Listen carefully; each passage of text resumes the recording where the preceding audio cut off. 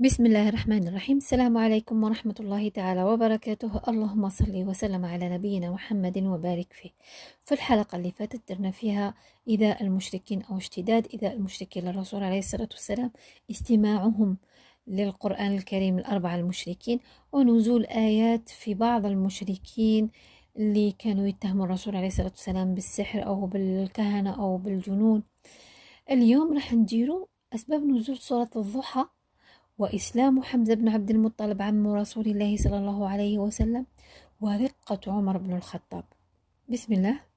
لما انتهت السنة الرابعة من دعوة الرسول عليه الصلاة والسلام للإسلام، ودخلت فيها السنة الخامسة، في يوم من الأيام الرسول عليه الصلاة والسلام مرض، بقى يومين أو ما صلاش قدام الكعبة، وبقى في البيت وما نزلش عليه الوحي. صارت فترة فتور وحي أخرى، فالرسول عليه الصلاة والسلام لم ينزل عليه الوحي، فسمع المشركون بذا الأمر، بدأوا يقولوا ودع رب محمد، ويقولوا للرسول عليه الصلاة والسلام ودعك ربك. وجات أم جميل وبعض المشركين، يعني قالوها بعض المشركين، وأم جميل زوجة أبو اللهب عم الرسول عليه الصلاة والسلام، قالت للرسول عليه الصلاة والسلام: ما بال شيطانك قد قلاك، أو ما بال صاحبك قد قلاك. وقد قالك لنا يعني قد أبغضك. وهي كانت تقصد بالشيطان أنه الرسول عليه الصلاة والسلام ساحر ويستعمل الشياطين والجن في هذا الكلام. فنزلت سورة الضحى، ونزل جبريل عليه السلام بسورة الضحى، اللي الله سبحانه وتعالى يقسم فيها بمخلوقين هو خلقهم، اللي هو الضحى والليل إذا سجى.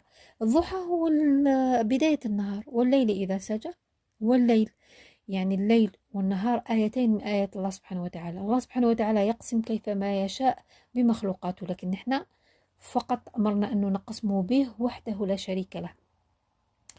فيقسم الله سبحانه وتعالى بالضحى والليل إذا سجى: ما ودعك ربك وما قلى، يعني ما تركك الله وما أبغضك. وللآخرة خير لك من الأولى ولسوف يعطيك ربك فترضى، أي أنه الآخرة أحسن من الدنيا. ولسوف يعطيك ربك فترضى. ألم يجدك يتيما فآوى، كان الرسول عليه الصلاة والسلام يتيم الأب ثم يتيم الأم، فآواه عبد الله سبحانه وتعالى عند عبد المطلب ثم أبو طالب. ووجدك ضالا فهدى. والضلال هنا دايما نعاودوا ونأكدوا أنه هو ضلال، أنه الرسول عليه الصلاة والسلام كان عبادته على بعض بقايا الديانة الإبراهيمية، وكان ضال عن الشريعة اللي الله سبحانه وتعالى نزلها عليه. والدليل من هذا الكلام أن الله سبحانه وتعالى في الكتاب يقول: ما كنت تدري ما الكتاب ولا الإيمان، ووجدك عائلا فأغنى، فكنت فقير وأغناك الله سبحانه وتعالى. فأما اليتيم فلا تقهر. أوامر الله سبحانه وتعالى للرسول ولنا جميعا أنه نستوصوا باليتيم. وأما السائل فلا تنهر، وأما بنعمة ربك فحدث. وجبريل أخبره أنه فتر الوحي هذه المرة بسبب جرو كان تحت السرير تاع الرسول عليه الصلاة والسلام وما لاحظوش، وبسبب إزار كان في نافذة أو باب أو على جدار كانت فيه صور، فالملائكة لا تدخل إلى بيت فيه كلاب أو فيه صور. هذا هو اللي أمرنا به ديننا، والمفروض أنه نلتزم به إذا بغينا أن الملائكة تدخل بيتنا. أكيد في السنة الخامسة اللي هي الدعوة للإسلام، اشتد إيذاء المشركين المستضعفين من المسلمين، فجاءوا للرسول عليه الصلاة والسلام يشتكون. جاء عثمان بن عفان وزوجته رقية، السيدة رقية بنت الرسول عليه الصلاة والسلام، وعبد الله بن عبد الأسد وزوجته هند بنت أمية بن أبي المغيرة، وليلى بنت حفنة وزوجها عامر بن الربيعة. جو للرسول عليه الصلاة والسلام قالوا له: اشتد بنا الإيذاء. فقال لهم: أرض الله واسعة، ممكن تقول لهم الإنسان اللي يهاجر من أرض الأرض تكتب له الجنة، خصوصا إذا كان يهاجر فار بدينه من الفتن. وقال لهم على أرض الحبشة أنه بها ملك عادل فهاجروا إليها. كيف بدأوا مهاجرين؟ ليلى بنت حفنة وزوجها عامر بن الربيعة هما أكثر الناس اللي تأذوا من عمر بن الخطاب. فعمر بن الخطاب كي شافهم شغل متأهبين للخروج شغل غاضوه، وراح قال لها: إلى أين الطريق يا أم عبد الله؟ كان عندها ولدها عبد الله بن عامر بن ربيعة. فقالت له: نخرج ونفر بديننا إلى أرض الله الواسعة، قهرتمونا وأذيتمونا. شو الغاضتو كي قالت له الهضرة؟ قال لها: صاحبكم الله. كي جاء عامر بن ربيعة قالت له: قلت له شوف عمر بن الخطاب شو قال لي؟ قلت له شغل رأيت فيه رقة ما رأيتها من قبل. قالها والله لو حتى أسلم حمار بن الخطاب وما يسلمش هو عمر بن الخطاب. وهاجروا إلى الحبشة في الهجرة الأولى، وإن كانوا هم 12 رجلا وثمانية من النساء، من بينهم هذول اللي حكيت لكم عليهم: عثمان بن عفان من الرجال، عامر بن ربيعة، وعبد الله بن عبد الأسد. ومن النساء رقية بنت رسول الله صلى الله عليه وسلم، وليلى بنت حثمة، وهند بنت أمية بن أبي المغيرة. وهاجروا إلى الحبشة في أول هجرة في السنة السادسة من بعث النبي عليه الصلاة والسلام. الرسول عليه الصلاة والسلام عنده 46 سنة، كان يصلي بخشوع تام أمام الكعبة ومركز. فجري أبو جهل كالعادة بيأذيه، وبقى يسب فيه ويشتم فيه وينحته بألفاظ سيئة، ويقول عليه كلام أنه أنت ضعيف والناس اللي معك مستضعفين، ويأذي فيه أذية ما عندهاش حدود. فكانت مقابلته جارية عبد الله بن جدعان، وشفت كامل كيفاش صرا، وشفته كيعاود رجع عند أصحابه وبقى يستهزئ بالرسول عليه الصلاة والسلام، والرسول مشغول عنه بالصلاة وخاشع تماما في صلاته. فراحت تجري عند حمزة بن عبد المطلب اللي كان غير كيما رجع من رحلة الصيد، وكانت من عادته أنه يبقى مع سادة قريش في النادي يتبادل معهم أطراف الحديث بعد ما يرجع من رحلة الصيد. وقالت له: أرأيت ما فعل عمرو بن هاشم بابن أخيك اللي هو أبو جهل؟ قلت له: لقد سبه وشتمه وما رده عليه أحد، يعني حتى واحد ما دافع على الرسول عليه الصلاة والسلام، ولا الرسول عليه الصلاة والسلام دافع على نفسه. فقال لها: وقد فعل. راح يجري عليه، أحكم القوس تاع الصيد والضرب والضربة في الرأس، يقولوا فشجه شجة منكرة، يعني ضربه فتحه فتحة عميقة في الرأس. وقال له: أتسبه وأنا على دينه أقول ما يقول؟ ردها علي إن استطعت. ناضوا الناس اللي كانوا معاه، فقال لهم أبو جهل، قال لهم قعدوا، قال لهم: أنا اللي زدت فيها وسببت الرسول وشتمته شتم ما عندوش حدود، أنا اللي أذيت الرسول وسببته وشتمته كما نقولوا، زدت فيها بزاف. فحمزة بن عبد المطلب يقول أنه أنا رجعت لداري وبت شر ليلة، وبقيت أنا وشيطاني نقول ووسواسي: أنا سيد في قومي فأتبع هذا الصابئة.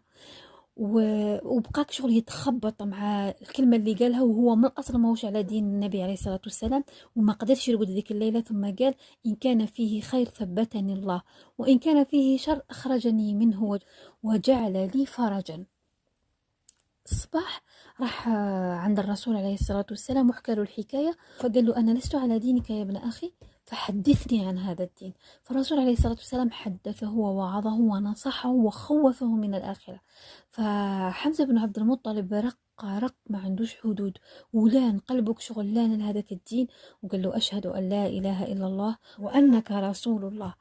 وقال له: يا ابن أخي قل ما تريد، فوالله لن يمسسك أحد بسوء ما دمت حيا، وإنما معك أحب إلي مما تلمعه الشمس. يعني معناتها أنه اللي تلمعه الشمس كي تخرج هي الذهب والفضة، معناتها أنه الدين عند حمزة بن عبد المطلب أحب من الدنيا وما فيها. سنة 6 من مبعث النبي عليه الصلاة والسلام كانت سنة خير على الأمة الإسلامية، وعلى الإسلام، وعلى الرسول عليه الصلاة والسلام، وعلى المسلمين المستضعفين. لأنه في يوم من الأيام بعد إسلام حمزة بن عبد المطلب، في يوم من أيام تلك السنة، ناض عمر بن الخطاب في صباح، وكان عازم على شر ما عندوش حدود. الشر كان هو قتل محمد بن عبد الله الرسول عليه الصلاة والسلام. قال لك هذا جاء بدين سفه عقولنا، وقسم أولادنا، وقسم العائلة تاعنا بيناتنا، وقسم قبائلنا. فخرج وعازم على قتله. ففي الطريق التقى مع واحد المسلم ما هوش معروف بزاف، هو صحابي اسمه نعيم بن عبد الله، كان من الصحابة المستضعفين، فكان مخبي إسلامه. فقال له: إلى أين العزم يا عمر؟ عمر بن الخطاب قال له: سأقتل محمد. قال له: علاه؟ قال له: لأنه سفه عقولنا وفرق شملنا وفرق قبيلتنا، كما احنا نقولوا دار لنا مشكلة. فقال له: قبل ما تقتل محمد بن عبد الله روح شوف أهل بيتك. قال له: شكون أهل بيتي؟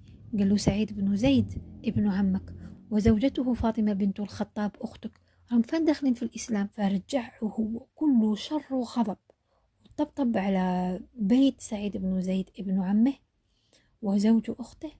وداخل في البيت كان واحد المشهد، كانت فاطمة بنت الخطاب وسعيد بن زيد وخباب بن الأرض يدارسوا في صورة طه، أنه لما كانت تنزل صورة من صور القرآن كانوا يكتبوها في صحيفة ويدوها يدرسوها ويشوفوا التعاليم وأوامر الله سبحانه وتعالى. فبمجرد أنه دقدق على الباب وعرفوا باللي عمر بن الخطاب، خبات أخته الصحيفة، وخباب بن الأرض مسكين تخبى لأنه كان من المسلمين المستضعفين وخاف من عمر بن الخطاب. عمر بن الخطاب كان يعذب أي واحد يكون تحت يده يدخل للإسلام. سعيد بن زيد راح وفتح الباب، لما فتح الباب ضرب عمر بن الخطاب ضربة طاح فيها على الأرض، وراح لأخته ضربها ضربة جرحها من فمها وسال الدم. عمر بن الخطاب رغم هذا الغشاوة اللي كانت هكا عليه وكأنه هكا قاسي، لكن هو في قلبه كان حنون وكان في وحدة الرحمة. لما شاف أخته هكا الدماء تسيل من فمها شغل رق قلبه وقال أعطيني لك الصحيفة اللي في يدك. قلت له أنت مشرك، روح اغتسل وروح نعطيها لك.